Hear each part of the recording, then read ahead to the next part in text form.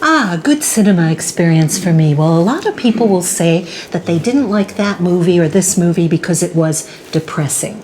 And for me, the only movies that are depressing are poorly made ones or stupid ones. Everyone can die in the end. Children can be killed. People can be burned to death. That's not necessarily depressing. It's just how the story is told. So a good movie is any movie that draws me in to the point that I forget I'm watching a movie.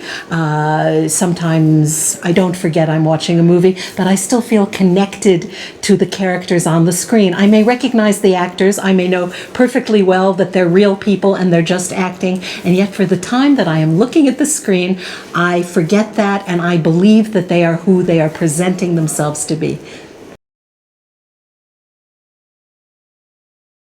The ideal place to see a movie will always be the largest possible screen with the best possible image. That's not always possible. If you're fortunate enough to live in a big city with a choice of cinemas with a good ratio of where you're seated to the size of the screen, then that obviously is the ideal place to see it.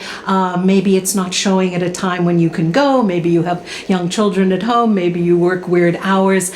In that case, you're forgiven if you want to watch it on DVD or stream it, or just don't watch it on your watch or a telephone. Try to find the biggest screen you can. But I think if you are in the dark, communally with other people with a sense of anticipation, ideally you'll know the absolute minimum about what you're about to see, and you will be surprised by what happens. I've often thought about the difference between coming attractions trailers for European movies, specifically French, and American ones, because Americans tend to be in consumer mode most of the time.